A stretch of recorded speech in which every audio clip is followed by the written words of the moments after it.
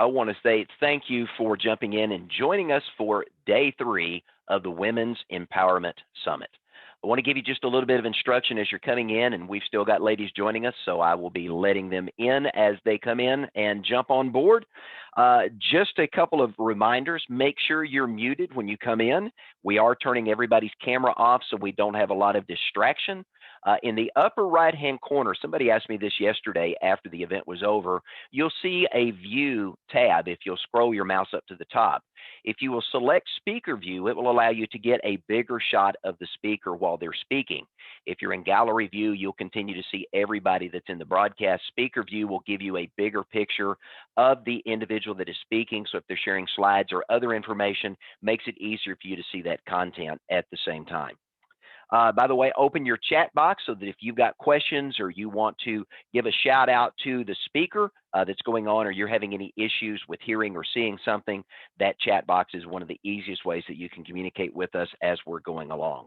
A couple of housekeeping items. Day 1 recording was sent out yesterday.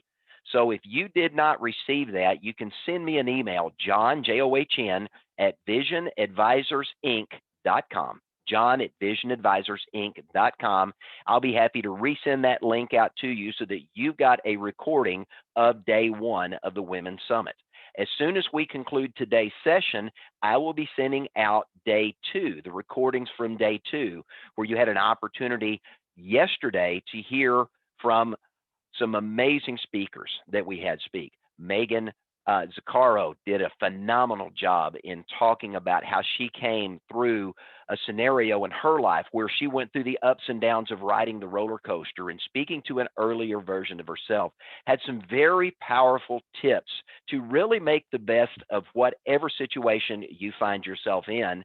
And then we had Becky Botts sharing some very strategic information on what's going on in the consumer mindset, where opportunity is presenting itself, what parts of the country are opening up for you so that you can do adult education, dinner seminars, other events, and what parts of the country are still closed. She also spent some time talking about how producers today are transitioning into a hybrid type of practice, where they are doing, when available to do so, those live in-person events, but also supplementing that with webinars, Zoom calls, telephone calls, and other things to stay engaged with their customers. Now, Miss Laurie Sherman, I see that you're with us. Are you able to turn your camera on? Let me make sure. There we go. You should be able to share your video screen, Miss Laurie, so that you can come in and be a part of what we're doing. Perfect. There we go.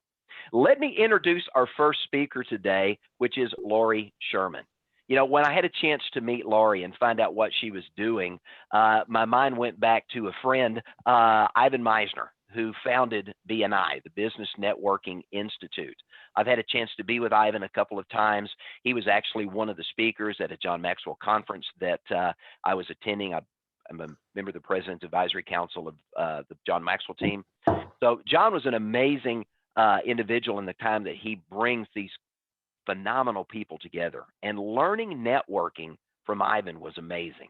And then when I found out what Laurie was doing in teaching women to network and to really become unique in what they're doing in the marketplace. And one of the things we like to say here, one of the things we like to teach producers to do, is to stand out in the crowd. And what Laurie's going to share today is an opportunity for you to learn how to stand out in the crowd and really be seen as an authority figure and an expert in your particular niche of the marketplace. Now, let me tell you a little bit about Laurie. I found a couple of interesting things about her up front. She met her husband on Yahoo Classifieds. So I want to open with that on the front end. They were engaged in 6 weeks, married in 3 months. They've been married for 21 years. Now that's kind of cool. You know, Laurie, I met my wife at a park. And it's funny because I had been through a previous marriage and was raising a 3-year-old and a 1-year-old. And my oldest son wanted to pray for a new mom, and which I thought was kind of cool. And unbeknownst to me, my wife had come out of a bad marriage with an abusive husband, had a daughter. She wanted a new dad. And so that Monday morning, they prayed for new siblings. And come Friday, both the kids from both sides were insisting we all show up at the same park. We happened to be the only people there. We met, we played at the park. I invited them to our house, cooked some dinner, watched the Disney movie with the kids, took them to church a couple of days later. 3 months later, we were engaged. And then about 5 months later, we were married. And we've been married for 26 years. Yeah. We've had 3 kids of our own. So starting out with those early marriages has been really, really cool when you get into those kind of unique scenarios. But let me give you Laurie's background. Laurie's passion in business is helping people and improving people's lives. She loves to live life to the fullest and enjoys a robust belly laugh. Who doesn't? And believes that if what she's doing isn't fun, it's not worth doing. Laurie's motto: live, laugh, and love. She's a person of strong faith and believes in doing what's right for her clients and putting their needs and desires as her top priority in business transactions.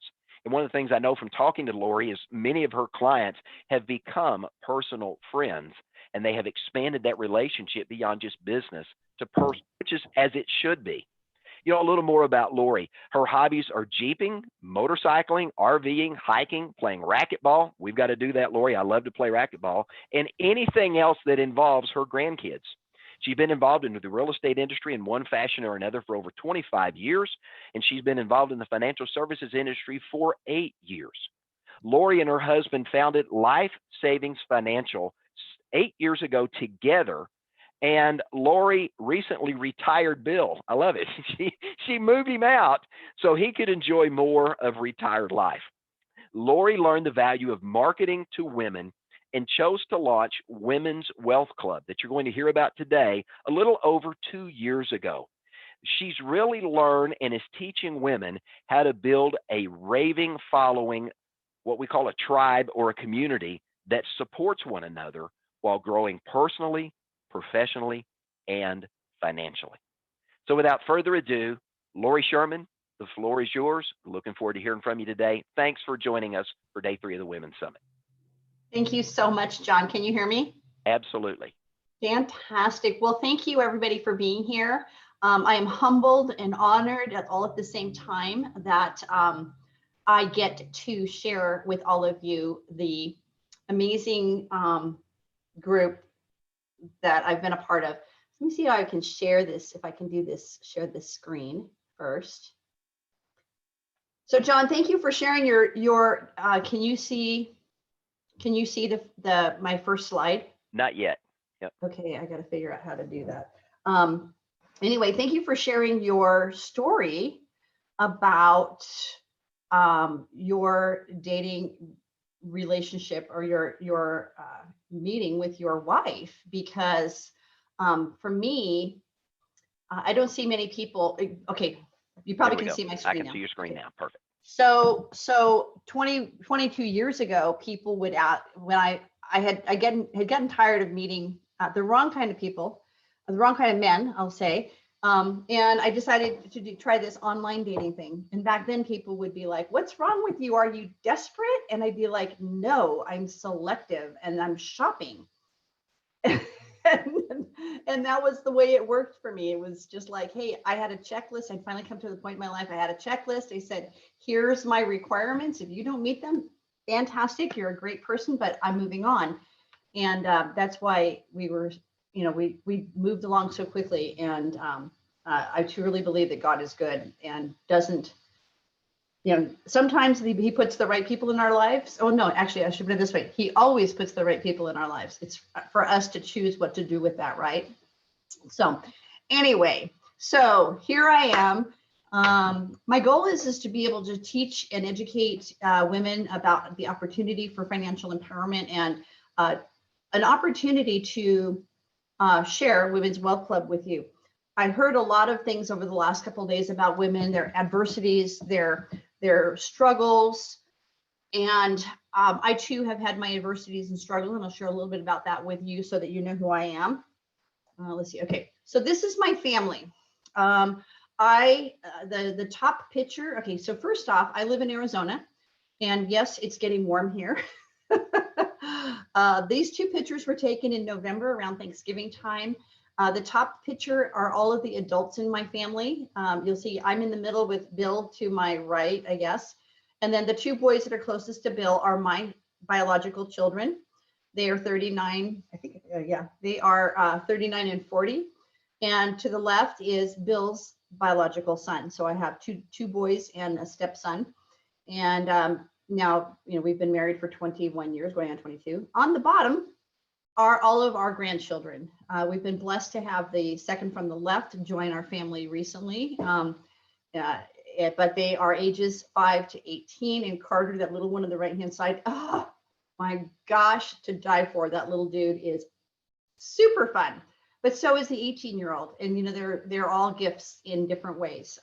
As if, all our grandparents here will know. Oh, yeah. Oh, I kind of didn't practice this slide before. All right. So here are the things that Laurie has done. I used to work in the semiconductor industry for 27 years. I came in as a pup, started out working literally in the basement of the company that I worked for, and worked my way up to be an IT manager here in Arizona. So we started out in California. 2003, that company moved us out here, and 7 years later, they let me go. Woohoo! Freaky, terrified, but at the same time excited, and oh my gosh, I was going to make the world happen. I actually became a full-time realtor at that point. I was a part-time real estate agent at that point, but I became a full-time realtor at that point. And that was in 2008 and 9 when the industry was really low. But I made a decision, I will make it and make it through this. As you see, my little logo there, my real estate logo is me on my white motorcycle. And so I branded myself as the two-wheeled realtor. It's been super fun. It's a cute little catchphrase. So I've tried to incorporate who I am and what I do all the time. I've been clean and sober for 33 years. Lo and behold, when I was doing my internet searching for my husband, I didn't ask for sobriety to be a priority, but my husband is just 6 months behind me in his sobriety. And we found that out on our first date. I achieved a second-degree black belt in Taekwondo with both of my boys. It was one of those things where their dad thought that they didn't have enough discipline. So while kids were with dad, over the weekend, he decided to enroll them in karate and brought them home with little gis and little white belts and said, here, you take them and you take them to karate. I didn't like sitting on the sidelines, so I decided to join with them. I ended up testing for my first-degree black belt with my youngest son, and then watched both of my boys, then my older son test for his first degree also. But then I went on to get my second degree. Like John said, I've been in the financial services industry for 8 years. Now, I was with another company for 6 years doing what they told me to do. And I'm blessed because they taught me about marketing to women. They taught me about marketing to women and what the benefits of that would be. And I loved it. Although I chose to leave that company for another IMO, create our own company, because even though they were saying they were doing what was best for the customer all the time, I found out that that wasn't true. So when I approached them, they said, oh no, we make more money that way. So I decided that that didn't work for me because integrity is one of the things that I find to be super, super important, and decided that I needed to move on and create my own company. The things I like to do, John mentioned earlier, were Jeeping. You can see my husband and I, well, that Jeep right there is a 1981 CJ7 that was gifted to me by my oldest son. And we actually just sold that Jeep to purchase a newer model, one with air conditioning, which kind of is important in Arizona, just saying. I found that I wasn't happy with only Jeeping from October through March. It wasn't enough for me. So we sold that one and bought a newer model with air conditioning, which we just picked up yesterday, actually. So I didn't even have time to put a picture in there. That little dude in between Bill and I is our service dog, Lance. He's a 3-year-old black-mouthed cur. And my husband is a military vet and disabled. Not physically disabled. He has one of those invisible disabilities. So Lance is his service dog. And I have to tell you, it has changed our life incredibly. Down below is a picture of us just getting back into the gym to play racquetball over the last, about the last 6 weeks. We were, during the pandemic, we were playing outdoors because the group of people that I play with are such Yeah, we're insane. We love it. We do whatever we can. Matter of fact, that glass wall there, I hit one time and broke my wrist on it. So, but I'm back and I don't intend to stop anytime soon. So, I am a mover and a shaker, and I love, love, love helping people. The financial services. I hope I make the time on this this slide or this presentation because I'm flying through it right now. I'm used to doing presentations in front of a live audience with Women's Wealth Club, and I love sharing with people. But I usually get to see people's faces and their reactions. But nonetheless, I'll trudge through this thing. I still haven't gotten the full appreciation for Zoom yet, but it is kind of nice to sit in my own little office and do this. Like John said, my husband and I'm actually the co-founder of Life Savings Financial, but I probably should just say I'm the founder since he's no longer in the business with me. Yeah, he deserves to be able to spend his time playing on the Jeep and doing the things that he loves to do. And matter of fact, being in this business has been amazing because I get to do these too. I've been leading women's groups for, actually, it's been 8 years. What happened was my husband originally got involved in financial services.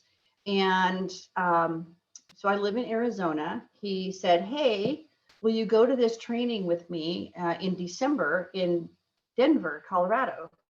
And I was like, oh, Denver. When I got off the plane, it was -9. I was like, that is just way too cold.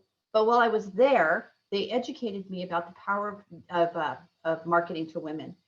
And with that organization, I went right home and said, I'm getting my license. I'm going to do this with you. I'm going to help you out because I'm going to market to women and I'm going to send those people to you. Well, that doesn't work. You know, women speak women. So I go talk to the women, build a relationship, turn them over to him. Yeah, so I just went full force into financial services. And like I said, once I found out that organization wasn't necessarily doing things in the best interest of my clients, I said it's time for me to move on because I want to have the integrity and I want to be able to go to bed at night and sleep knowing what I did for my client was the absolute best thing. I believe in our products tremendously. I am an owner of all of the products that I offer. Well, not all, but most of them. I wish I were, but I I come from a place of authentication. Anyway, I genuinely believe in what I do is the right thing. Therefore, I decided to model my Women's Wealth Club similar to what I've been doing before, but nonetheless, it is now mine.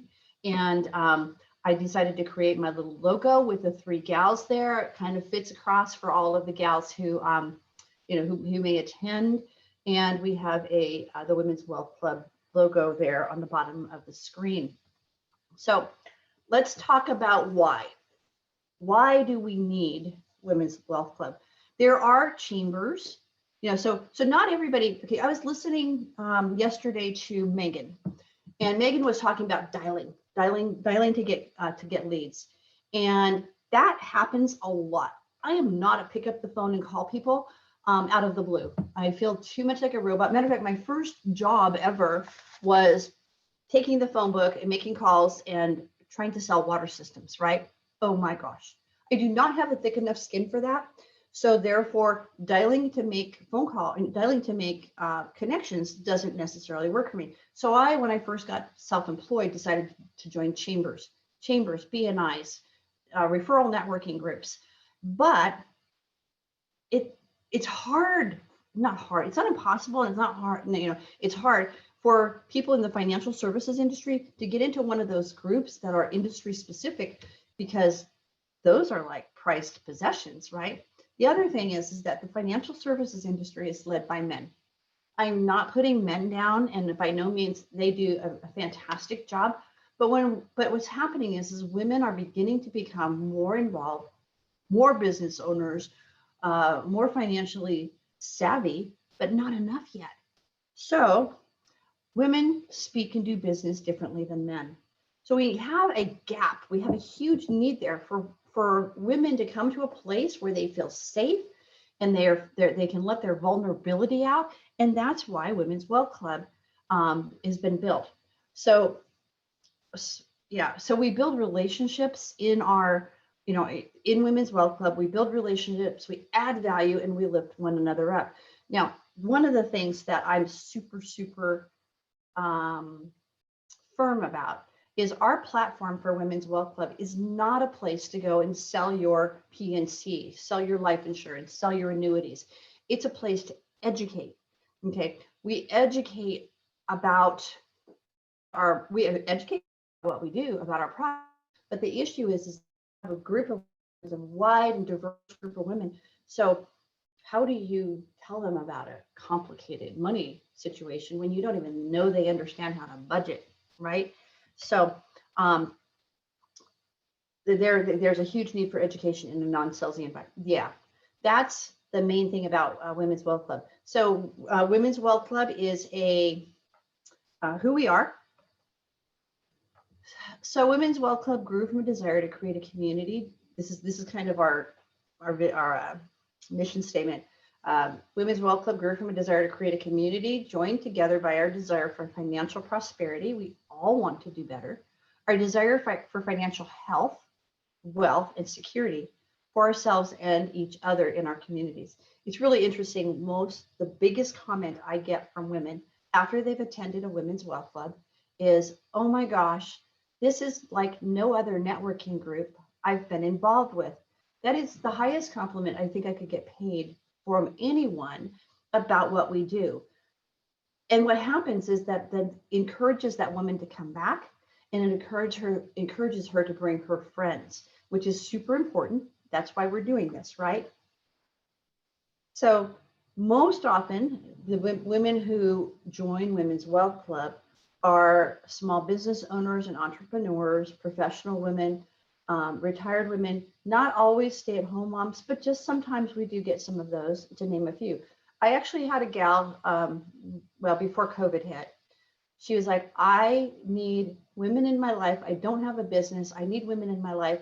And she would just come for the women connection. Fantastic. And she was a great referral partner for me. So we are trying to build each other up while we're educating, and we're all supporting each other. And now I actually have 3 groups that I'm host here in the Phoenix area when we're non-COVID. But we have no restrictions. I mean, not restrictions. The only restriction I personally have is if that person is another financial professional, I kindly ask them to join my team, but not sell to my community. So we gather together for education, connection, socializing, fun, and networking. We have fun. If I haven't laughed through a Women's Wealth Club or presentation or somebody's presentation, then I haven't accomplished my goal.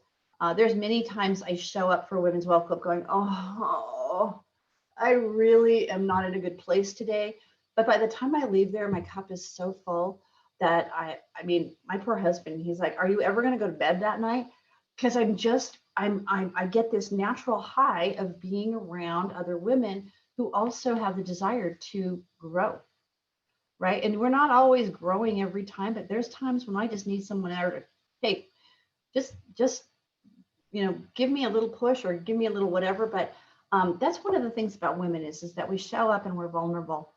And we've had tears, we've had joy, we've had all kinds of fun things at my Women's Wealth Club groups. And it's really kind of cool because each different group has its own different personality based on the kind of people who come. I'm going to get through this really fast. So I need to add more talking, right? Okay. So what is Women's Wealth Club? So Women's Wealth Club is, okay, so in general, it's a networking group, all right?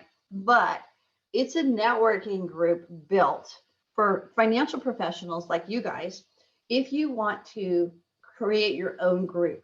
So, I mean, we all can create a BNI if we wanted to, and then, there's all that. but it's a super simple idea of what's a warm introduction to your prospects and the women in their sphere of influence.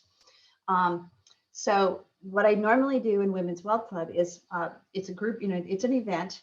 I have the women come in. I think I'm going to talk about this a little bit more, but have the women come in. But I always, every single group have at least two sponsors, not at least, no more than two sponsors.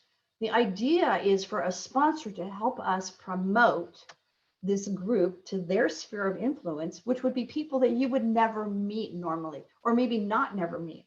But these people are going to come there to support the people you have as sponsors, so they get to promote their business.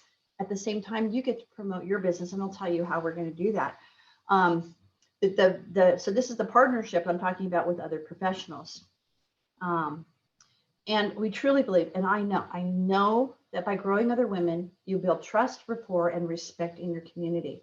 So like John has said, a lot of the people who I have done business with, actually, let me put it this way. A lot of the women who've come to Women's Wealth Club will never do business with me for one reason or another and sometimes it's my husband has a financial planner who we're fine with. And sooner or later, I get in front of those. Oh, I had the greatest story. So I have this one gal, as soon as she came to Women's Wealth Club, she was like, oh my gosh, we have to sit down. I sat down with her. I sat down with her daughter. And she's like, oh, Laurie, you have to help us. I mean, and this woman she had it together, right? And then she goes, you have to come meet my husband. So I go to meet her husband, have my fact-finding meeting with them, came back with a proposal, arms crossed, don't like that. Okay, fine. Well, with the organization we were doing dinner seminars, and we had this man show up to do this dinner seminar, which that was the model. And after that dinner seminar, I mean, before he left that place, he grabbed me and he said, Laurie, you and I have to talk. Okay. When we sat down, and he said, I have to apologize to you because I just shut you off. But what he said was exactly what you said. And now I want as much of it as I can get. Okay. So if it means you have to partner with, like sometimes it's my husband, but when he was doing the business, but it's funny because sometimes the biggest wall for us as women is their men. But anyway, those women who may not do business with me now, may do business with me in the future because I'm not going anywhere. Right. And what I have to say just makes super sense. So anyway, and you all in the professional services and financial services, no, you wouldn't be doing it if you didn't believe in it, right?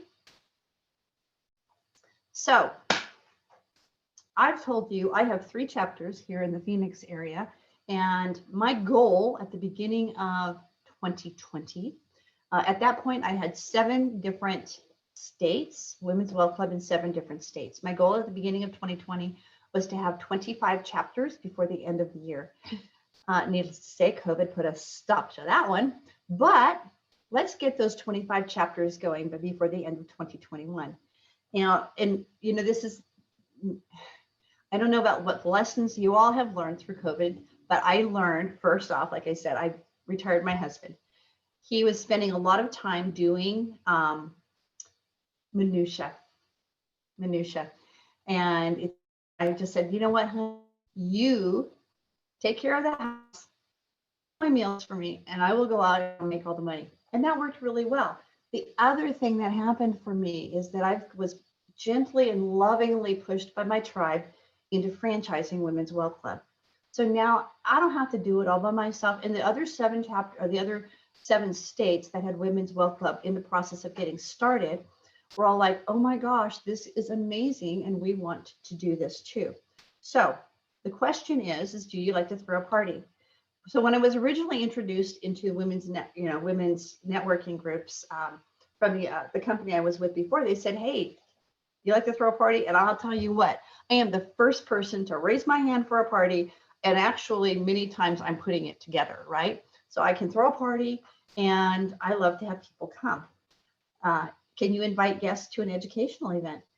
Super, super simple. If you tell somebody, hey, I want to invite you to a networking group, they're like, oh God, I've been in 15 other networking groups, I'm tired of it. My position is usually taken and I'd have to compete. And the answer is here, just come and get educated. There may be a nominal fee for people who have chapters or not. This is a marketing expense for us as financial professionals. So it's up to you how much you charge your guests for a Women's Wealth Club chapter. We do provide food and drink. And then the other question is can you ask business owners to speak at your event and invite their followers? We normally give our business owners or sponsors, as we call them, 8 to 10 minutes to speak.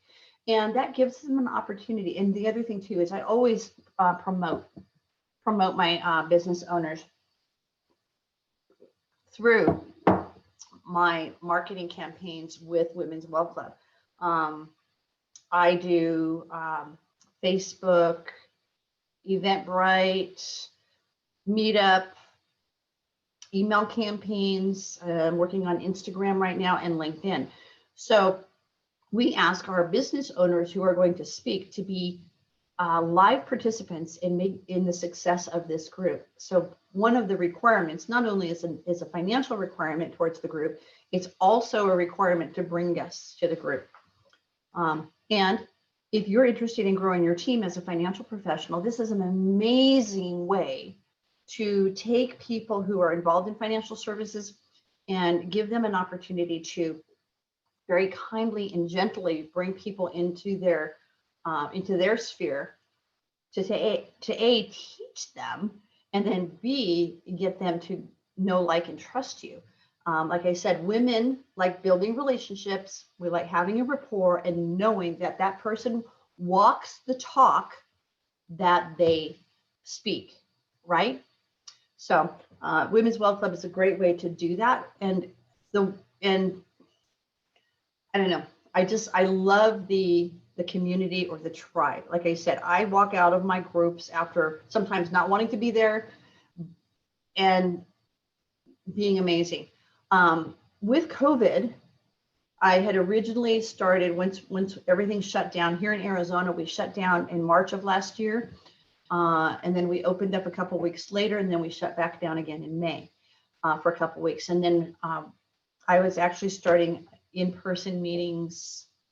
I think it was August, and it got it just got difficult. So Zoom is right now the way to go, but our actually state is opening up. And what's the whole most bizarre thing is one of the locations that I have my group at got burned down just as I was ready to open up. So anyway, I guess the universe was just telling me it wasn't time to really throw in-person groups at that point. Anyway, so I digress, I apologize. So you ask yourself, well, if you're going to be doing financial services at this group. So let me give you a little bit about the format.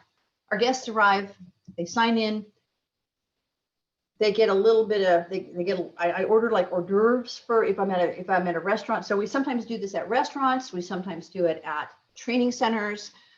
We sometimes may do it, and it's also one of those things you could even do it at your home if that's what you choose to do, but not if I don't want people coming to my home for these events. So I typically do it at a restaurant, and I do it at a training center. It's some company, right? So you're promoting the company, you're promoting the restaurant. The restaurant might throw you a break when it comes to, like, if you show up at happy hour for wine, so you get happy hour pricing. You might, if you let them know, I'm going to be here every month at the same day of the month.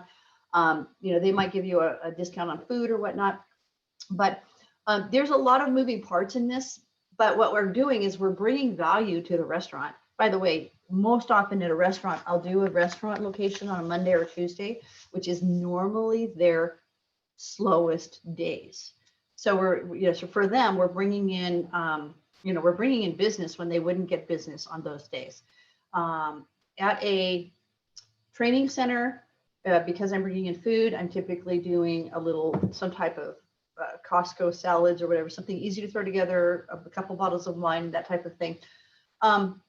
The format, so people get there, they sign in, they have about a half an hour to visit with each other, do networking, and then we actually have our sponsors talk and share. They sometimes have PowerPoint presentations, sometimes they don't. We always ask our sponsors to bring a door prize, and I also bring door prizes because people want some value. I mean, we're already giving them value with education, bringing door prizes. Our two sponsors speak, and then we, as the financial professionals, get to talk about what we do. Now, because I'm not super salesy. Oh, and I'm going to tell you a little bit more about that. Not super salesy. Sometimes we do book studies. I have a whole series of presentations on the secrets of the millionaire mind, about the book You're a Badass at Making Money. But we not only talk about the mechanics of money or building wealth, like the gal over here in the right picture, but money mindset. And I stole that picture from Catherine on Monday. Money mindset is huge for women. How many women do you know that lose their partner and he was always taking care of the money? If nothing else, if we're able to wake women up to at least get the passwords, get the passwords to your account, or at least have your husband show you where you're at with retirement, or anything, right? How do you make ends meet on a monthly basis? If we open the door for women through Women's Wealth Club for just that simple thing, then we've done our job. I've done my job. But again, we talk about money mindset, secrets of the millionaire mind, you're badass at making money. And I also many times talk about tax-free retirement. I have a presentation on budgeting. I have a presentation on the power of zero. Matter of fact, I forgot to put that book on there. So I have material that's already presented, PowerPoint presentations that are already made. That's part of the process. But we're not so strict that people can't create their own presentations. If it's educational and it provides value to women, then it's one of those things that we need to get out there. Make sense? Okay. So again, I started talking about what does a Women's Wealth Club event look like. So when your guests arrive and sign in, they get to mingle and network for a while.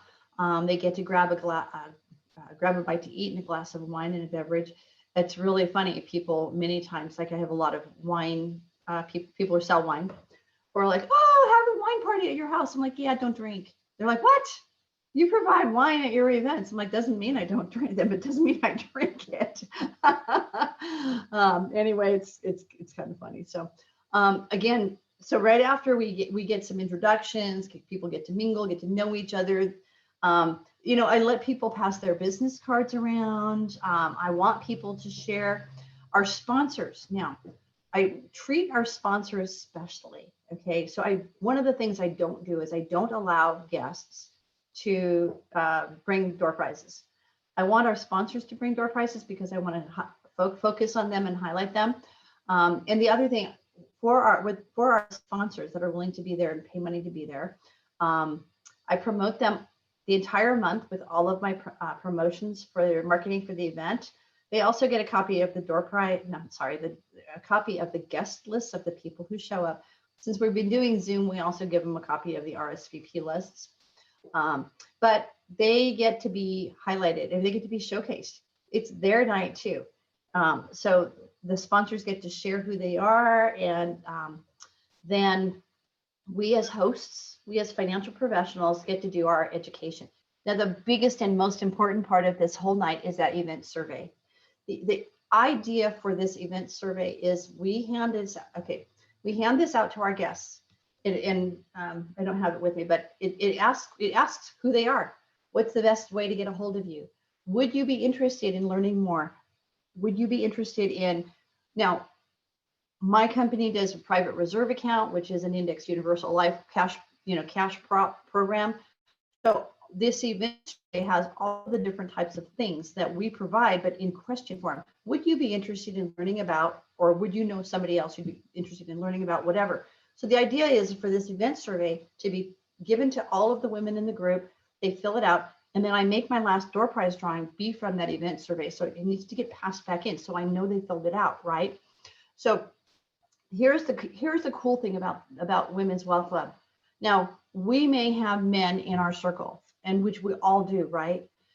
And the idea is when one of our guests, so somebody invites a guest to Women's Wealth Club, say it's not your client or wasn't your invitation, but it was the guy in the office who knows you do this, right? If that guy, because that's one of the questions on the event survey, who invited you to this group? If that guy recommended that that person come to this group and then she fills his name out, integrity is super important for me. That survey goes back to that gentleman. We want that gentleman to provide the follow-up for that woman. If they said it was you, you provide the follow-up for that woman.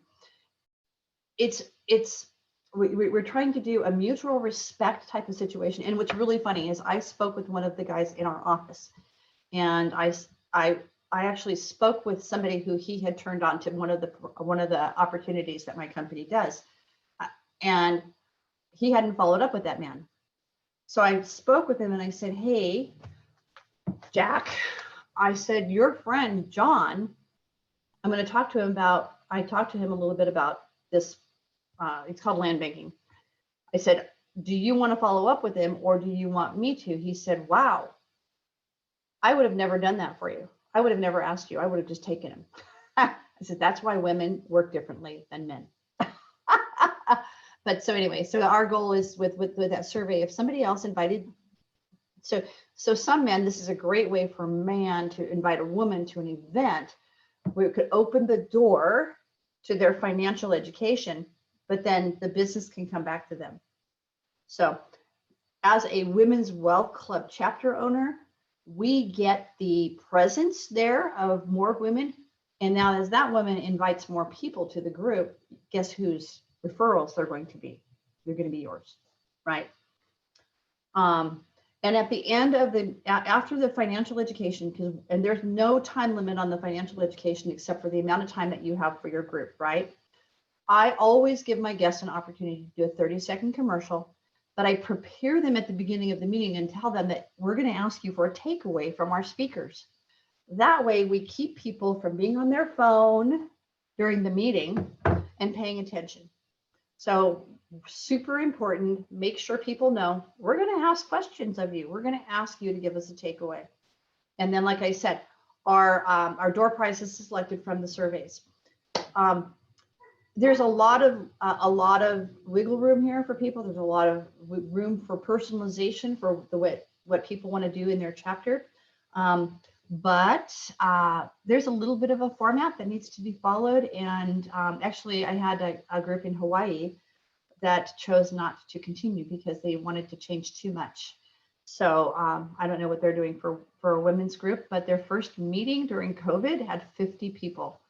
So I know it works. And I have to tell you, I have built my biggest annuity cases and some of the best life insurance plans I've had from Women's Wealth Club women. So it may not be the slam bam thank you ma'am of selling financial services, but it is productive and it definitely works.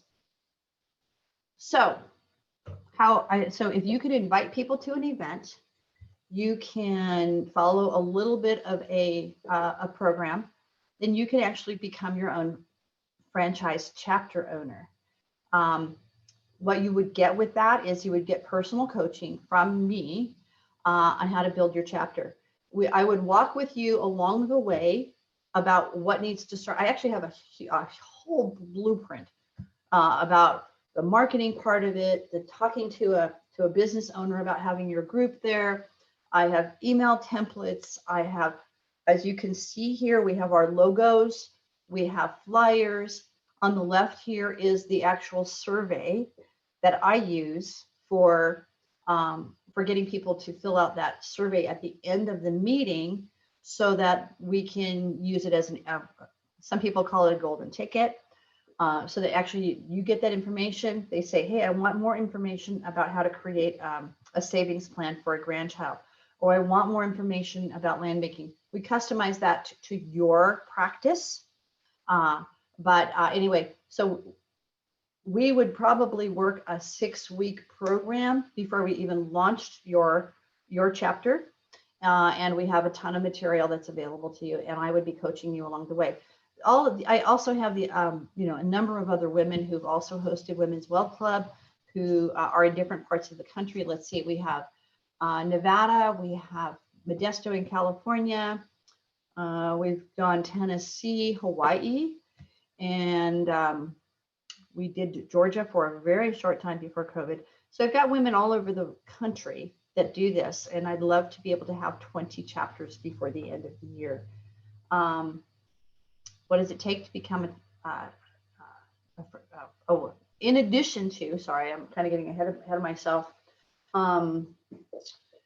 In addition to the materials and the personal coaching that you would receive for Women's Wealth Club, we do have a Women's Wealth Club web page. It's womenswealthclub.net. We have a Facebook community. We have a Facebook group. Actually, in each chapter has its own Women's Wealth Club Facebook page. Modesto, Carson City, Hawaii. I can't remember all of them right now. But all of the, we would personalize your presentations for you, personalize them for your location, and coach you along the way.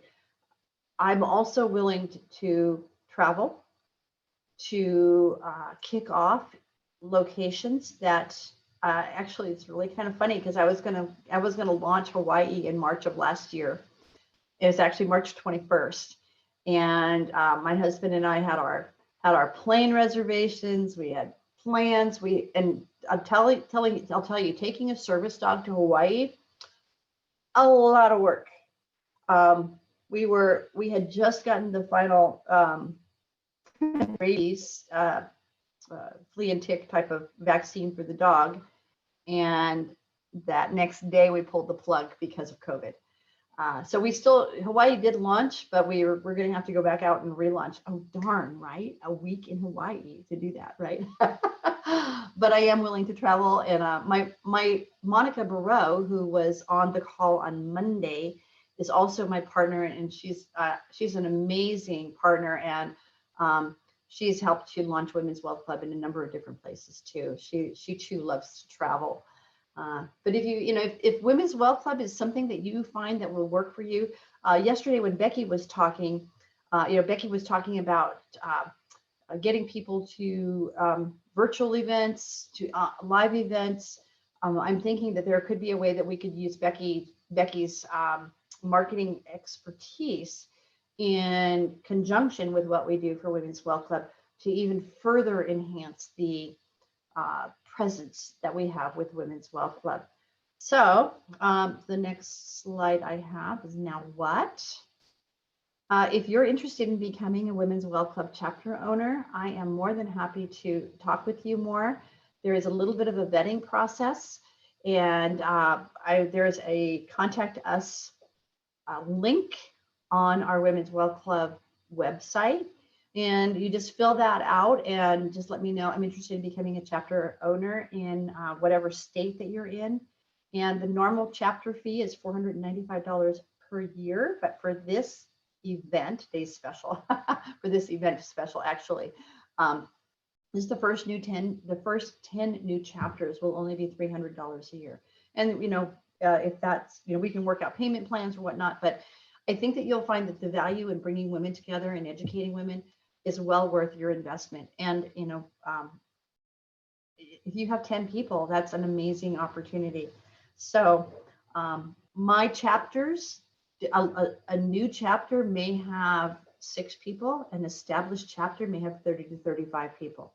So what I do with my groups is I hold them monthly on a specific day of the week or month. For instance, my Mesa chapter meets the second Tuesday of every month. My Scottsdale chapter meets the first Wednesday of every month. So it's up to you. My group in Tennessee was only doing it quarterly. And then, of course, like I said, COVID hit. So as states open up, we will get more and more people involved and more people wanting to get together. So that's it. I appreciate everyone's attendance. And if anybody has any questions, I'd love to share with you. Hey, Laurie, thank you. I have a quick question for you. You answered part of one of the questions I wanted to pose was how often. So most of the women's wealth clubs are just doing once a month. Yes. Okay. How long does a typical session last when you guys get together for, if you're doing second Tuesday of every month, how long does a typical women's wealth club session run? Okay. So normally if it's in person, I plan for 2 hours. And the reason being is the first half hour is typically networking. And because most people are not normally timely, it gives them an opportunity to show up just a little bit late, but we always make it like they missed something, right? But my online stuff, my online groups are an hour and a half. Okay. And those are typically done in the evening? Well, normally when we're serving wine, they're in the evening. Okay. We can do Women's Wealth Club at any time of the day. I probably wouldn't serve wine if we were doing it 10 o'clock in the morning, but probably coffee. Okay. Very good. Anybody else have any questions for Laurie at this point in time? I'll give them just a minute here in case they've got something they want to put in the chat. Kathy, I'd love to talk to you about Service Dog too. I did have one other question, Laurie, just real quick here. When we talk about bringing together sponsors, I'm sitting here thinking that, who would a sponsor be? Who would I go to for a sponsor if I wanted to start doing a chapter? Give me some idea just real quickly, maybe give me a minute of some ideas of who sponsors might be. So typically sponsors are, it's pretty much any women who may, normally I want it to be somebody who's come to a group, somebody who sees the value in it. And it could be a network marketer, an MLMer, like maybe there's a Juice Plus person, Juice Plus wants to talk, or there might be a realtor and there may be a mortgage loan officer. Those are great people to partner together. We have a lot of life coaches who want to share. I've had chiropractors, I've had P&C people. Somebody who's, if it's a new chapter, it's somebody who you want to partner with to help grow that business. It's a woman that wants to grow that business. Matter of fact, I get a lot of men who say, hey, can I come and talk? And unfortunately, the answer is no. My answer to the man who says, oh my gosh, I want to get in front of women is, if you have a woman partner in your company, love to have her. But women do speak women. It's actually kind of funny. Every time if they're serving wine and it's a male server, I'll go, it's really just a joke. But nonetheless, I try to keep that integrity, the women's integrity. And pretty much, a lot of women, when they hear that you're hosting a group and there's an opportunity for them to get in front of, anywhere from 6 to 25 or 30 other women, they want to show up. They want to be in the front of the room. And that's the other thing. We're building leaders. I'm not the only one that has to do presentations for the financial services part of my group. As I'm bringing in recruits into my team and my organization, I want to build them up too. So I'm like, hey, here's the presentation, study it. You get to do it tonight. You're like, oh my gosh. But of course, they come out of it loving what they did for the most part. So the seminars and things you developed, chapter owners that want to go in and be a franchise owner, they'll have access to that content that they can use. Absolutely. Fantastic. Yeah. And it's customizable for them. And, I would encourage them to, go through the material. If it works for them, great. If it doesn't, let's make it work for you. Absolutely. Yeah, education is a big part of what we do here at Vision Advisors, and we've got a lot of content we built as well that anybody looking to do that could use. Laurie, thank you for taking some time to share today. And you're welcome. I know that our audience has appreciated what you had to share, and it's a great idea of a way to network and bringing women together to empower women to learn, to create a better financial outcome for themselves. And at the end of the day, everybody wins when that happens. So Thank you for sharing with us today. I very much appreciate that. We're going to take a quick 4-minute break. We're going to come back at the top of the hour. Susie has jumped into the queue, and she's here ready to present for part 2. But I want to give you ladies just a minute to get a break, grab a drink of water, run the restroom, do whatever it is you need to do. We'll be back here in 3 minutes to start back, and we're going to jump in, and you're going to hear somebody that if you're interested in doing a women's wealth club or some of the other marketing initiatives you may be doing, this is a woman you're going to want to hear. She's going to talk about how to incorporate social media and how to eliminate the bottleneck in your business, which oftentimes turns out to be you. So we'll be right back in 3 minutes.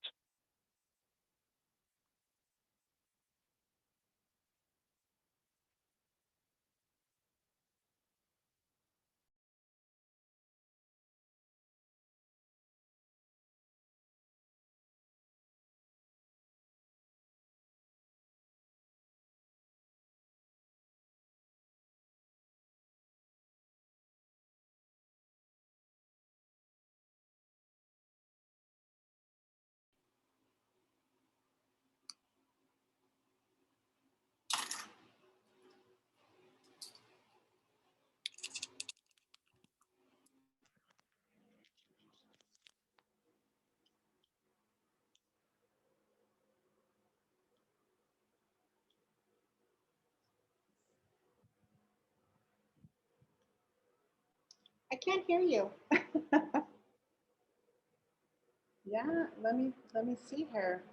Hold on 1 second.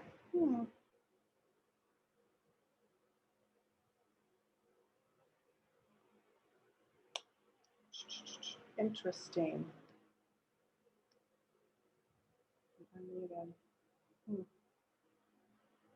Can everybody else hear you? Let me just see here.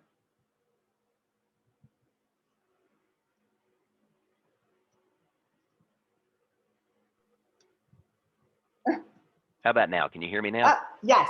There we go. Yeah, Yay! The problem was on my end. My headset didn't turn itself back on. So okay. My I thought apologies it was crazy. there. Okay. Yeah, no, it wasn't me. No, it was turned on Zoom, but my headset, for whatever reason, didn't re-engage when I turned it on. So, ladies, thank you for jumping in and joining us. Here I was talking away, and nobody was hearing me. So I'm so glad to have you back for the second hour. I'm so excited to have Susie with us today because she's going to fill a gap that many of you may be struggling with in your practice in a couple of different areas. When I had an opportunity to meet Susie, and we've had a chance to interview her a couple of times and share what she does, and several of our producers are now working with her organization and using her for a variety of different things. But when I found out she had the RX agencies, or the prescription agencies, whatever you want to call it, I want to call her Dr. Susie because only doctors write prescriptions. And this amazing lady has learned how to write a prescription to solve your social media woes and to solve your staffing woes. Two big areas that she has an opportunity to work in. So let me tell you a little bit about Susie, and then I'm going to turn the floor over to her. And Susie, if you want to share a presentation, you've got sharing capabilities. If you want to just talk, the floor will be yours. But the founder of the RX agencies, Susie's been working online and living abroad since 2016. She's had the unique experience of building, managing, and consistently scaling 2 to mid 6-figure businesses 100% remotely. She now has the pleasure of sharing her signature MMM Method Plus with entrepreneurs and small business owners everywhere who want to build and scale their business online too. Founded in 2016, the Social RX Agency is a full-service social media management agency offering all levels of done-for-you digital marketing services, from branding and content creation to audience growth and list buildings. She and her team help entrepreneurs build, manage, and monetize their online presence. In 2019, she created the Virtual RX Agency, an international team of top-notch virtual assistants. Susie and her team can free a business owner or a solopreneur, which many of you are, from the daily administrative tasks that bog you down, help you with lead generation, assist with follow-up, customer service, help manage your social media, and some of the tasks that you may be doing for recruiting new customers into your business. This gives you more time to do what you do best, and that's to be belly to belly with the consumer, having that important sales conversation. So without further ado, Susie, take it away. Thank you, John. So happy to be here. Hello, ladies. I hope everyone's having a great day. Let me go ahead and share my screen. I do have a presentation. Open that up here. One moment. There we go. All right. Minimize some things here. Okay, great. So thank you, John, for a great introduction. I appreciate that. I'm Susie Bills with Virtual RX. Susie, we're still not seeing your presentation. We see your Zoom screen at the moment. Okay, let's see here. Let me try. I'm going to stop it and I'll try it again. Okay.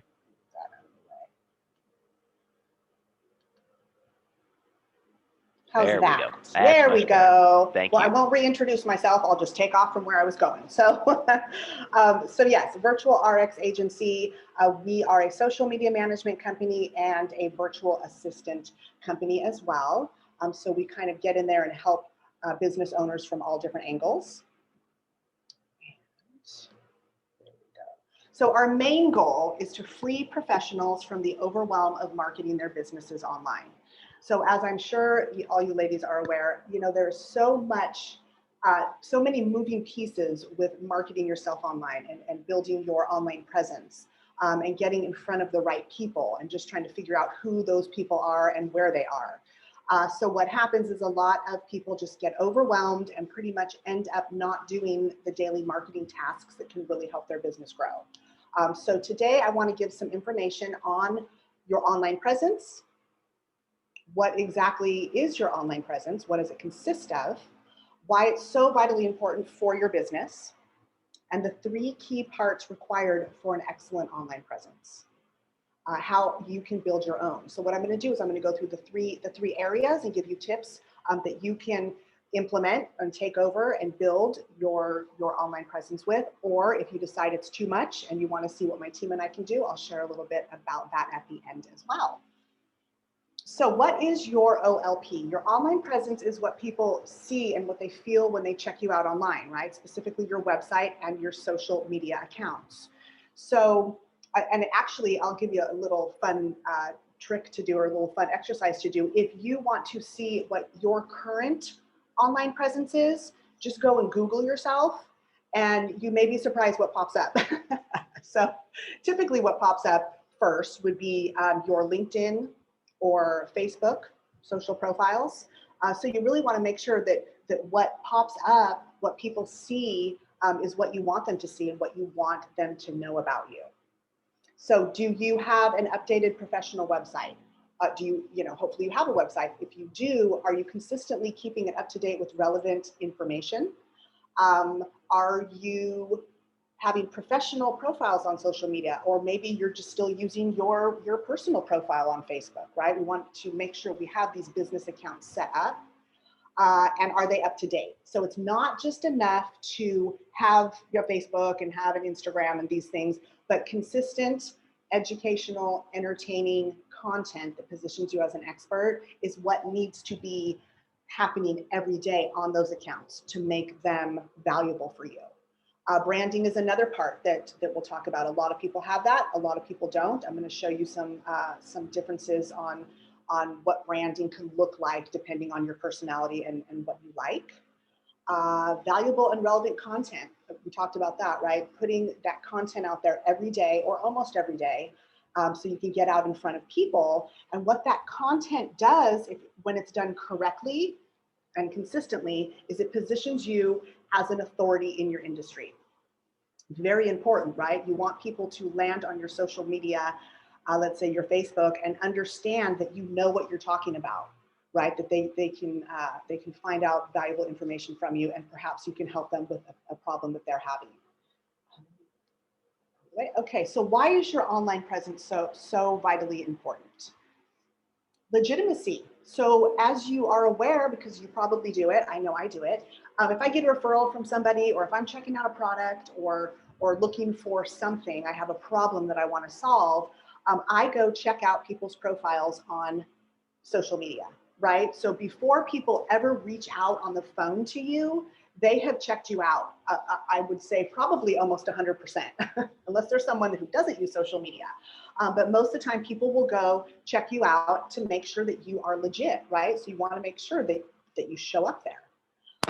Again, position you as an expert in your industry and community. You'll hear me say this over and over and over again.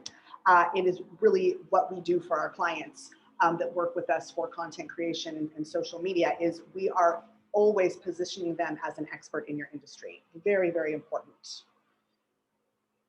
Helps you grow an audience of people that you would most likely never have access to. So this is awesome, right? Before social media, or if you are not on social media, there's a whole world out there of people that you can have access to. Even if you're just licensed in one particular state, there's so many people out there, and most of these people you would never have access to or connections with if you are just going to networking events in person. Those are great and need to happen as well, but it just opens up such a huge world of ideal clients for you that it's pretty exciting and pretty powerful. And it is currently how networking is done, right? There's not a lot of one-on-ones going on or networking events going on, right? Still very limited. So this is kind of, in the last year become a really, really important piece for professionals, that the people that are really good at networking in person and the one-on-ones, and that's how they built their business, which is awesome. A lot of people came to me kind of with, they were like the deer in the headlights. They didn't know what to do because their way of networking had gone away almost overnight.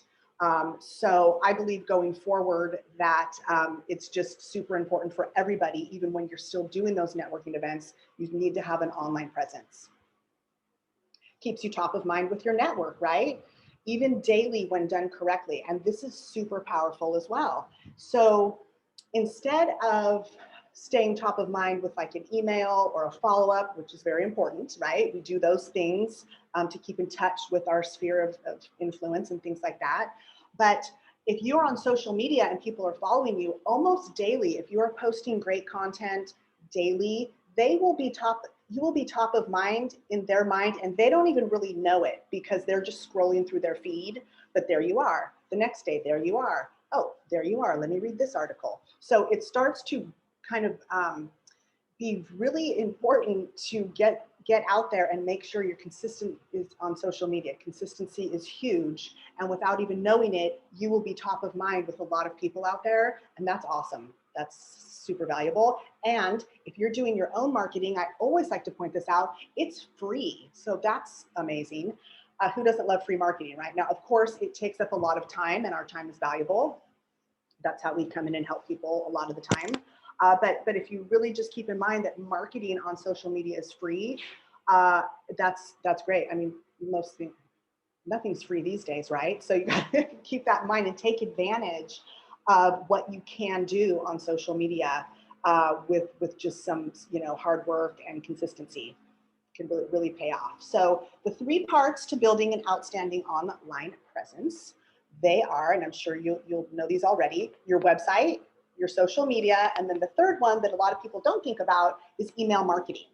So I'm going to touch on how each one of these, what you can do if you are deciding that you're building your own, maybe you're in the middle and you've already started building your online presence, kind of the key things you need to have as a foundation in each of these areas, right? So we'll go through this real quickly. So on your website, first of all, do you have a website? Do you have a current website that is customized to you? And by that means branding. That means, do you have a logo? Do you have kind of that look and feel that people get when they land on any of your digital marketing platforms? That's really important. And I'll show you some examples in a little bit of what I mean by that. Are you providing valuable information on your website? So perhaps you have a blog. That's a perfect example of where people can come to your website, they can get educated, they can get entertained, they can receive some value and enjoy spending time on your website, right? We want people to spend time on our website, learn about us, learn about what we do.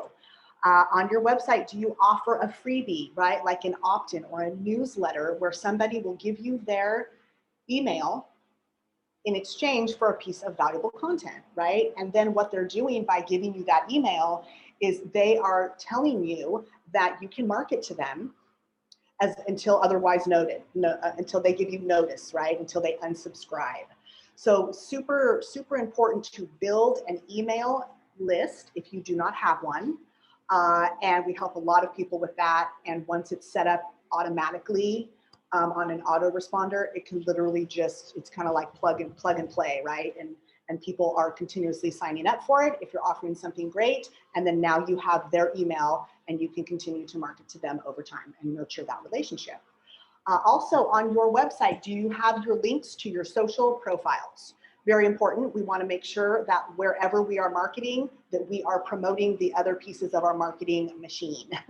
So on our website, we want to have obviously a sign up for our newsletter, and then also all of our social accounts, social links that people can go to our social media accounts from there. And that's a great way to grow those accounts over time as well. Next, we're going to talk about social media. So you'll always hear me say this, you need to get branded, right? Branding can take on a life of its own and turn into like a really big project. I like to keep it very simple. It's a logo, it's colors that you like, and it's your style. And what I mean by style is it's your personality. So that's pretty simple because you are your brand, especially when you are a solopreneur. And you are really working one-on-one with people, you know, for really important life decisions, right? In financial areas, things like that. I work with a lot of real estate brokers, things like that. And you are your brand. So it's very important that your personality shows through on that. It's what is going, it's what is unique about you, is what is going to set you apart from the very busy marketplace out there. So create, curate, and share relevant content to your profiles daily. So this is the part where people really will say to me, I don't know what to post. I don't know how to make a graph. There's a lot that goes into this little sentence of create, curate, and share. This is the part that is time consuming. But if you are somebody who enjoys doing that and sharing information and making graphics and fun things like that, then you know you can really spend some time on social media every day, looking at content that you think would be valuable to your audience. You can share other people's content, and just as long as there's some energy being put into your accounts every day, that's really, really important. Promote your service and product and your website links. So again, on your social media, you want people to know what you do, but there's a fine line between overdoing it with sales graphics and overdoing it with sales pitches where people begin to tune out after a while. So we really like to have a great mix of valuable content, even funny, entertaining type of content. It's not always going to be about your product or your service. But at the end, we always want to include our link to our website. We always want to offer our email newsletter if we have one, right? Always keeping that synergistic relationship between the three pieces going strong.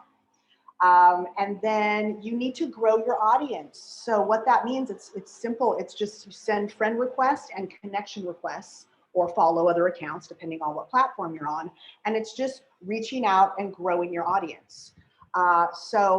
And I'll take a minute to talk about this a little bit more in depth because we do social media for over 200 different clients, and we do the content for them, and it's great. But one of the questions I hear all the time is why aren't people liking and commenting and sharing my content? It's really good. It looks great. It's really valuable, but I'm not getting a lot of action, you know, like on it. And my question then is, are you spending time on social media? Are you liking people's content? Are you sharing? Are you engaging? Are you growing your audience? And they say no. Well, so that's the first part. So there's a misconception out there that you can post something on social media, even if it's awesome, right? An awesome piece of content. But if you're not putting, let me back up. If you're not being social on social media, your accounts are going to go unnoticed.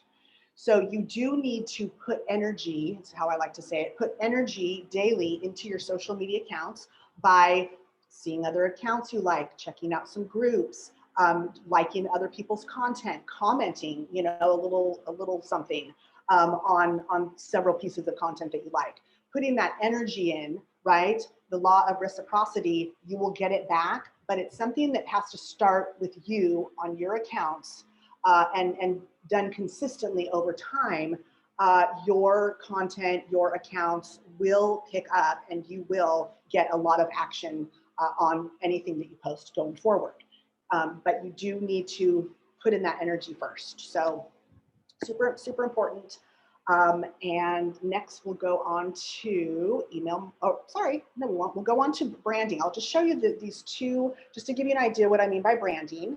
So these are two clients that work in the same real estate brokerage. So they work right next to each other, right? And we do the content for both of them. And so I just wanted to point out how very different these look, even though we're talking about the same topics. We're talking about real estate. We're talking about the market. For Sue, we did her logo. She you know, has a look and a feel of super homey, and she's so sweet and like lovely and light and airy. Like, you know, I'd like to go have coffee with her. She just looks, that's her personality. If you met her, this is her personality.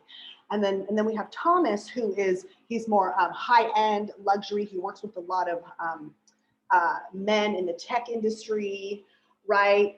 So you can see how very different these two social media accounts are, and it's their personality that is the differentiator between the content. So the content's the same. It's not exactly the same. We do it custom for each client, but the topics are the same, right? But Thomas is attracting a very different type of person than Sue is attracting. And the way she's doing that, the way they're doing that is through their content, through their branding. So just wanted to kind of point that out. The third piece, right? We've done the website, we've done social media, now we're doing email marketing. This is the piece that a lot of people don't have. Most people come to us, they have a website, they have social media, but an email marketing newsletter is something that is really important. Number one, the softwares, right, that they have that are out there these days are fantastic. And for your CRM, for keeping track of all your contacts, and also any type of conversations that you've had with them. So really important to have all your contacts updated in a CRM software or an email marketing software, a place not just on your phone, but an actual software where you keep all your leads and all your previous clients and things like that.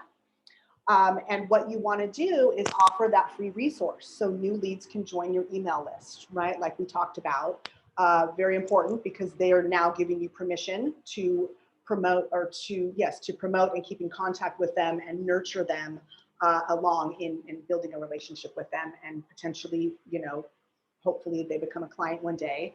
And it's the other way that you can keep top of mind with them. So we have found that creating a bi-monthly newsletter, so every other week, right, twice a month, something gets sent. The word newsletter is it sounds a little bigger than it needs to be. It can just be a great checking in email, right, to your list, checking in with maybe a little bit of information on the updated product that you want to share about, maybe something that's going on in the community, and then, you know, a call to action at the end. Hey, if you're thinking about something in the financial insurance or whatever you want to offer to them, you can put a little like, by the way, you can click and go to my website and find out more information on the latest whatever that is. So it's called a newsletter, but it's really more about just checking in with your clients, providing value, of course, always providing value, and then giving them a little call to action if they are inspired to reach out to you anytime in the future. Let's see here, promote your free resources. Again, we want to promote this email newsletter on your website and on your social media, always cross-promoting all three of these pieces. And then I want to point out about email marketing, something that a lot of people are not aware of, and this is very, very important. Your social media accounts, I'll just use my LinkedIn as an example. I have like 7,000 connections that I've been building over time. And a lot of people we have relationships with on LinkedIn, right? We chat, we talked on the phone. You know, a lot of them have become clients. But what needs to happen there is at some point, I need to get their email moved over to my email list. And the way that I do that is I say, hey, I have this great report, or I have this great checklist, how to delegate, you know, tasks to your VA, or whatever my freebie offer is for them. And would you like to join it? And then they join it, and then I have their newsletter, their email. So what I've done is essentially I've taken that relationship out of social media and into my own email list. So your email list is something that you own. So nobody can take that away from you. And until somebody unsubscribes, right? That's the only way that they can be removed off of your email marketing, or unless you remove them. But on your social media accounts, those can be shut down at any time, and you do not own your relationships or your contacts that are in those accounts. So, and I've had this happen to clients. They have done something on Facebook that Facebook didn't like, and they had over 30,000 people in a group on Facebook. They said something that wasn't, I'm not exactly sure what it was, but apparently it wasn't appropriate in Facebook's world, and they shut that account down. He tried and tried and tried to get it open, was never able to get that account reinstated. So he had 30,000 people that, you know, were paying attention to him and that he was marketing to, that one day overnight was gone.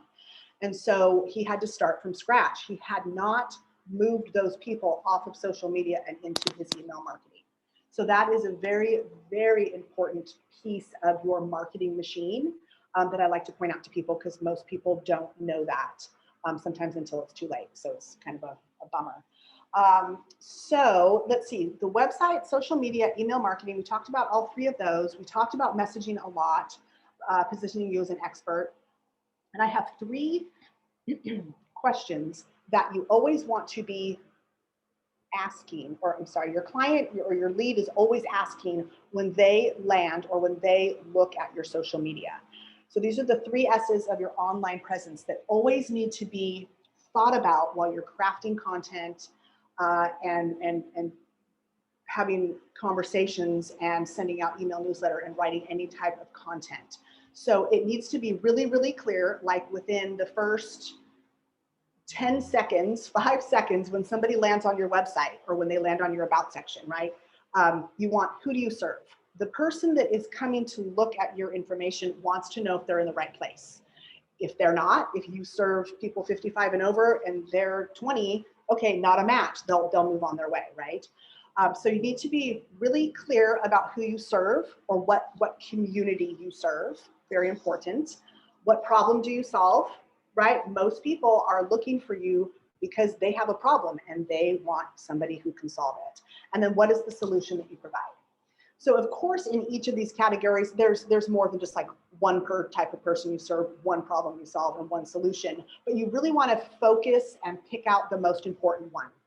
And that is what you want to make really, really clear on your online presence and across all your social media whenever you are crafting and building your messaging for that. So keeping these answers at the forefront of your marketing on your website, social accounts, and emails will ensure that you are attracting your ideal client, which is super important.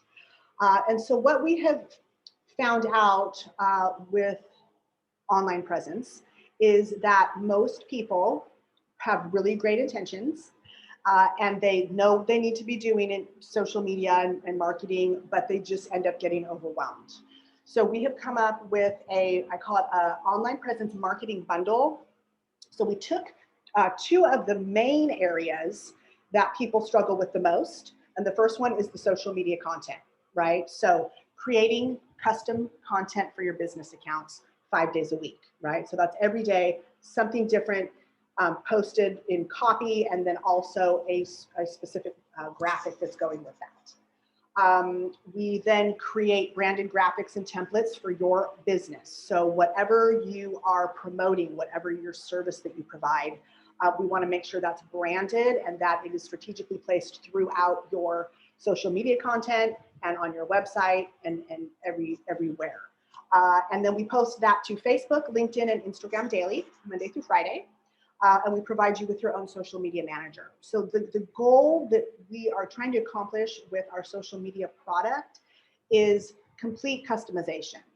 So we want it to be unique to you. So it's very important that you have one person that you're dealing with, that when something comes up, you want to all of a sudden highlight something, or you were at a networking event and you had some great pictures with a group of people. You have one person to send those to, and then she or he makes the content for you. Within 24 hours, it'll be up on your social media. So that's where working with us to create the main, the largest part of the social media content that takes up the hugest amount of time, supplemented with you showing up, sending us pictures. If you do videos, sending us videos. We love when people do videos. You kind of popping in and showing up together is the perfect combination, right? Because you're able to do that quickly and get ideas across to your social media manager that then they can spend the time creating the graphics, creating the copy. And then the second part is that email marketing. A lot of people, the majority of people that I speak with, do not have email marketing set up. So if you do, you're ahead of the game, and good for you. It's not very difficult. It's not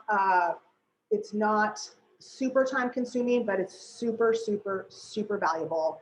And like I said, you will own those emails after that is set up. So and just, you know, keeping in front of your sphere. And then we decided to add in 100 follow-up emails monthly, because we have found that most people aren't doing that. So you can have great marketing, right? You can have your website, you can have all these great things set up, but as leads come in or people reply to your emails, if no follow-up is happening, then no follow-up is happening, right? So we are pretty lenient with that 100 follow-up emails. We can adjust it monthly.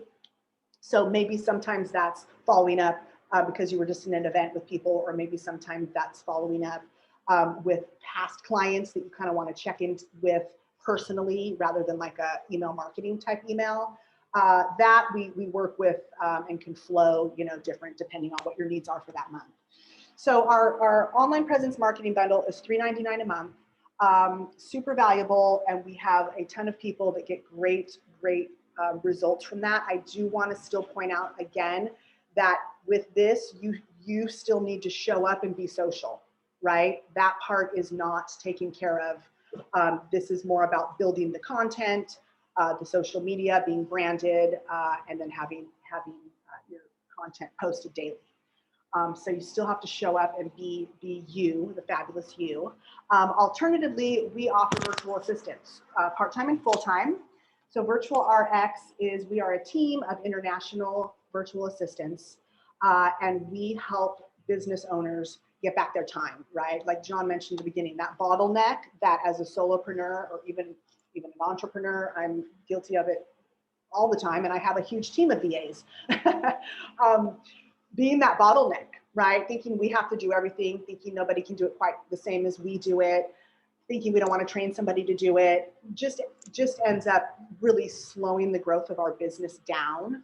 And I will tell you, once I, in 2019, hired my first VA to help me with my social media company, I was blown away at how quickly, well, number one, blown away that I realized that I was the reason my business couldn't scale. Like, I had all these other reasons why I didn't think it was me. It was totally me. And it's because I didn't have time to do everything. So I hired my first VA, and literally within 4 months, because she came in and put in systems and procedures and managed my email and managed my calendar and grew my social media for me. All these really great things that I thought I should do, she did. And so within 4 months, I doubled my business, my revenue within 4 months. So at that point, I thought, okay, now I'm going to start sharing this concept I have with all my social media clients. And that's how we grew Virtual RX very quickly. And again, it's 100% remote, international group of really talented people. And so we start our virtual assistants at $9.95 an hour.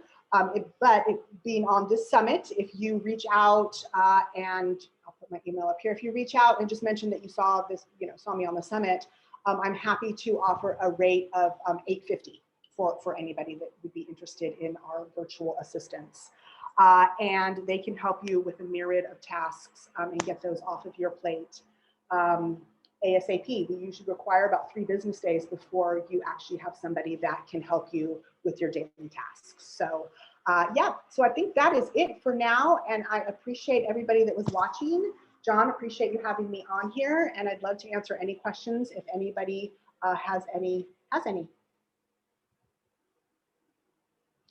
So John, I think you're still on mute. Maybe? How about now? Is that there better? we go. Oh, me and this headset are going to fight before the day's over today. I'm sorry about that.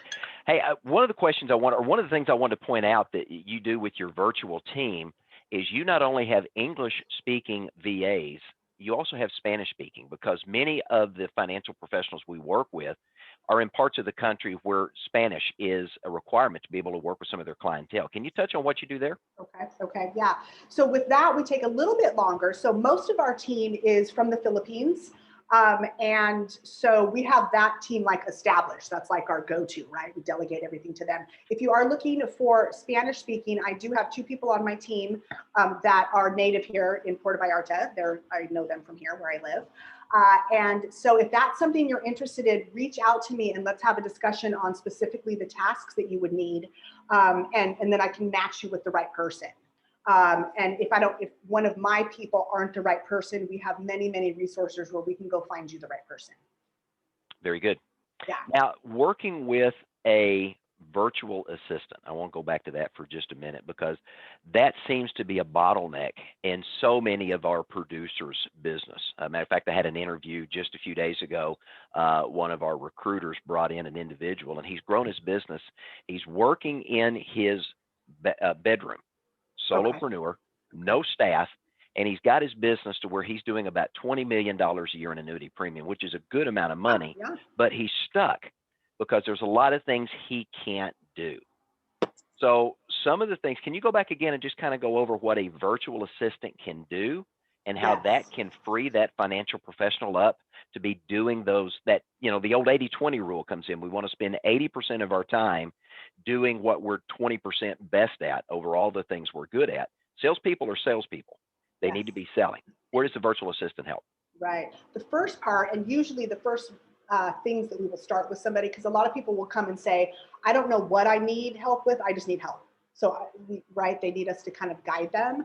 And so always administrative tasks we start first, because a lot of people are spending a lot of time in their hundreds of emails they get every day, trying to figure out their calendar and their Zoom schedules, trying to make appointments. Or they have appointments, but there needs to be a follow-up call to confirm that they're going to show up, right? There's these things that we just do, but really, if we took the time to have someone else do it, it would free up a lot of time for us. So administrative duties or tasks have a huge umbrella because anything that our VAs can do virtually. So a virtual assistant is somebody who is versed in lots of different softwares, right? So that's kind of their key or their specialty, is that they can come in and they can work on any software you have. Maybe you're stuck on your CRM. Maybe you're trying to get launch some an email campaign out or something like that. These things take time, and we're not tech savvy, right? Or interested in learning new softwares. We're interested in selling, right? So that's one of the really great things about the virtual assistants, is that even if they don't know your software right this minute, they're so versed in softwares that they can come in within an hour or two and learn what they need to do for you. So that is the very first part. The second part that we start most people with after getting their admin in order is marketing, specifically social media, right? They know it needs to be done, don't know, and a lot of people don't know and don't want to do it. They don't care about it, but they know it needs to be done. So those are the two I'll call them time suckers, right? That people can get really bogged down in and that we can come in and take off their plate, and then follow up, whether that's follow up, new, old clients, leads coming in from social media, wherever they're coming from, reaching out to those people. Yeah, a big challenge I see with a lot of financial professionals, as you just said, is they want to be on social media. They want to be engaging where their consumers are and their prospective clients are, but they don't get it. And the nice thing about having a virtual assistant that's trained in those areas, it takes that having to learn something new off the plate, so they can hand that off, and that's so important. Yeah. Exactly. Yep. Yeah. Now, a couple of keys, if we go back and visit what you talked about in your presentation, you talked about being top of mind, and that comes from consistency. So Yes. whether they're doing social media themselves or they're hiring a group like yours to do that, is a once a day post enough, or does there need to be more than one post? Do you have any suggestions or guidance there? Yeah. So I like to start foundationally. So one post a day, especially if we're going from somebody who hasn't been posting, right? Or you don't want to just show up with like a bunch of stuff and kind of spam people. So once a day is great for the content, and then I do recommend that the person also shows up. Doesn't have to be every day, but at least 3 times a week as a minimum for like 15 minutes, and does the social part. That's really, really important. So you can put up content, but not too many. Facebook's not going to serve it to too many people if your account is kind of dormant. You can post stuff all day on it 10 times if you want. They're not going to show it to anybody really, because nobody's paying attention to it. So That's right. showing up and doing that social part is very, very important. Now your VA, right, can do that for you. We do that we help people grow their audiences, and also do lead generation on LinkedIn. We have a lot of VAs that do that for a lot of clients, kind of starting to build those relationships with people online, LinkedIn, and then eventually moving those off through a series of messaging and kind of rapport building to sales calls on the phone, right? The intention is always to get a phone call out of it. Absolutely. Yeah, and that takes time. It's not a show up and spam people with what you do. It's more of a long-term process, and that's what digital marketing is. It used to be kind of spammy, and people would just throw graphics up, and nobody likes that. So it's more about relationship building, and a VA can help with that because they're working with you and your personality, and you can tell them exactly what you want those messages to say, right, on your behalf. Yeah. You know, it's interesting. I had a financial advisor I spoke with in the Dallas area just a few weeks ago, and he had hired a different organization than yours to manage his social media for him. So I asked him, I said, what are they doing for you? Well, I don't know. And I said, how often are they posting? I don't know. I said, what are they posting? I don't know. And so we go through this list of questions, and it was, I don't know, I don't know, I don't know. So I said, let's pull your page up. So we did a screen share, pulled his page up, and they were posting content. It was okay. It wasn't anything that just grabbed me and got me excited. But the thing that brought me back, and going back to that being social of what you're talking about, there were people that were commenting on some of the posts. Right. And I asked him, I said, have you ever reached out to engage those people that have given you a thumbs up or given you the heart or put a comment underneath that about, yeah, that happened to me too? Have you ever engaged those people? And his response floored me. He said, John, this is the first time I've ever looked at my social media page. And he's had this group for 6 months doing social media content, advertising for him and promotion. So the showing up is so important, because Yes. those are leads he missed the opportunity on. Right. They kind of raise their hand like, hey. Right. Exactly. So you want somebody to have eyes on your accounts, right? And so if And it's your not you, the sales. virtual assistant can do that for Exactly. you. Exactly. Exactly. Yep. Now, one other thing you Yep. mentioned I thought was important is the law of reciprocity. And that's adding value before you subtract value from others. Yes. And being out, and if you are engaging, I know this from the work I do on social media, is that when I'm engaging in other people's feeds and I'm commenting on some of their posts, all of a sudden everybody feels guilty is, well, John's making all these comments and I haven't gone to see what he's doing. I better go And so check them for a out. lot of people, they're going to go check out what you're doing Exactly. just because you're engaging. Right. And again, that's that relationship building that you talked about earlier. Right. Very, very important. Yeah, very important. And I loved your comments. Who do you serve? What problem do you solve? And what solution do you provide? We teach that in depth in our attractional advisor model as we teach producers to learn to walk through those questions, so that when they have an opportunity to come to somebody like you to engage them, they've already got that solved for them. Right, Yeah. right. And it's so important because Yeah. that's the perspective of the people that are visiting you, right? That's Yeah. what's in their mind, those questions. So if you can answer those in the first couple sentences or whatever, then people will know if they're in the right place. Because what we also want to do with social media is we're not trying to market to everybody. right? So there's some people we're not a match for, right? We just wouldn't work well together. They don't need what we have. So let's not have them join our audience and join because then our message gets kind of watered down. So very important to be specific with that. Yeah. And realize you're not trying to get everybody. You're just trying to get your community that you want to serve. And that's such a valid point, because I've talked to producers that say, well, I'm just going to invite everybody to follow me on Facebook. Well, if they're not your ideal prospect, if they're not the candidate that has a need that you can solve, has the money to buy your solution and the willingness to move forward, they're not a candidate. They're just taking up space. Right. And at the same time, they may be commenting and making some off the wall comments because they're not in the right age group, or they're not in the right mindset, or whatever, that can actually create more harm than good. And so part of my conversation with producers is, when you're engaging in social media, be very specific and selective about who you invite into your audience. So you're getting the right person there. And that's why LinkedIn is so awesome. That's my number one. If you are a professional, you need to be on LinkedIn. That's just the platform that you need to be on. And it's also done a tiny bit different. When you connect with somebody, then you have access to who they're connected with as well. So it kind of opens, it's different than the other platforms where you're just following one person, and that's right, which is great. But so LinkedIn is very, and they have a great advanced search function where you can really narrow down who you want to connect with.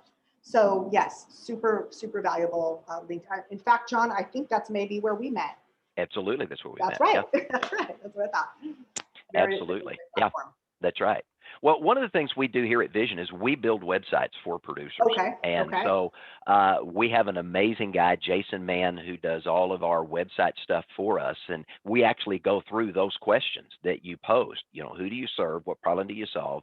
Because one of the things that we see far too many producers to do when they create a website is they essentially put up a billboard of, this is all the stuff I do.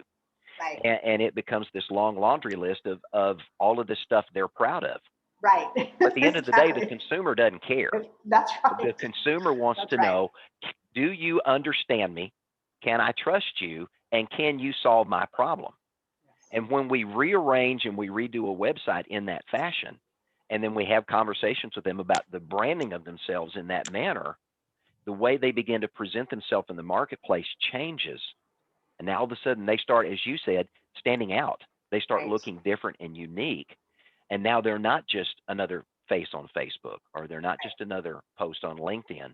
Now they're standing out in a very unique and different way. So, and I love the way you brought together the website, the social media, and the email marketing. All has to work together. Right. You know, we provide a free CRM to our producers that want it, that has the physical aspect of marketing built into it. So they can engage in the physical direct mail, but then utilize the other digital resources that are out there to cover all the bases. Right. Because at the end of the day, you want to be where your client is. Exactly. And having that CRM is so important. So absolutely. Very important. Yep. Not just on your phone, not just on your phone. Having them all in one spot. Yes. Yep. We talked about branding for just a minute. I want to revisit that as we kind of wrap this up. You made a statement, and I wrote it down because most people miss this. You are your brand. Most people get in love with the product, or they get in love with a type of product. Maybe they love life insurance, or they love annuities, or they love long-term care, whatever it is. They forget that before anybody buys a product, they buy you. That's right. And building your brand around your uniqueness is so distinctive. Can you take just a minute and talk about why that building the brand around you and not a product or a service is so important? Yeah. Well, the first part is you're the only you, right? So just by doing that, you're standing out. You're going to be unlike anybody else, right? That's out there. So that's awesome. And we work with a lot of real estate realtors, right? And so it's the same thing. A lot of times they're branded to their brokerage. So everything is, Remax or whatever, and you don't even really see them in it. But brokerages change, people change, jobs change, but you never do. So branding in that respect yourself is going to be something that will always last. But again, it's personality. People want to know. They will learn from you who you are by your branding. And so I just call branding your personality. So, if you go to mine, it's sunshine and some other beachy stuff. And it's part of my lifestyle, my branding. You can kind of tell, right, who I am and what I like and what I don't like by my branding. Some people will be turned off by that and they'll be like, nope, that's not anybody I want to work with. So it's part of like a funnel is part of it as well. You're kind of narrowing down the people that you're attracting. It's called attraction marketing, right? So attraction marketing is putting yourself out there, being your awesome self, and then seeing the people that resonate with that will come to you. And that's magical when it happens. And you find that you build really great relationships with people because you already kind of have something in common. And like you mentioned, people need to, the know, like, and trust factor, right? They need to know, like, and trust you before they're going to buy something from you. There needs to be some type of personal connection. And so that starts with them kind of checking you out and seeing kind of what you're about right when they land on your website or your social accounts. Absolutely. Yeah. Absolutely. Well, Susie, I've put your links in the chat box so everybody can have an opportunity to grab those. I want to say thank you for being a part of our summit. Thank you for being a supporter of Vision and helping the producers we're sending your way see success. And I hear some very positive comments from the folks that are using you, that you all are doing a phenomenal job for them. So keep up the good work. Thank you there. Thank you so much. Absolutely. And ladies, for those of you that are with us today, I want to say thank you for being a part of day 3 of our summit. We're going to wrap things up and give everybody an opportunity to reclaim a few minutes of your day. We will have this recording posted. We will be pushing out day 2 recording from yesterday. That'll be going out this afternoon. So the sessions we did today with Laurie and with Susie, those will be going out tomorrow so that you'll have an opportunity to see those. They'll be streaming for 48 hours, give you a chance to hear those. Again, if you know of another woman that would benefit from participating in this summit, please feel free to share the link with them and invite them to come in and be a part of what we're doing. If you want to share the videos so that they have an opportunity to hear what they've missed, please feel free to do that as well. Our goal in this week is to say thank you, to honor you for what you're doing in the marketplace as a female financial advisor, making a difference with your clients, and to empower you with tips, tools, and resources to help you up-level your results. So check out the links. I'll leave this up for just a few more minutes, give you a chance to open those links up in your browser before we shut down. And there's some information I also posted in there. We do a money to market reimbursement program where your production with business can pay for the Women's Wealth Club that Laurie talked about, or pay for utilizing Susie and her team services in Social RX or Virtual RX or both. And then you can learn how we help producers generate websites as well. So let me say thank you for joining us.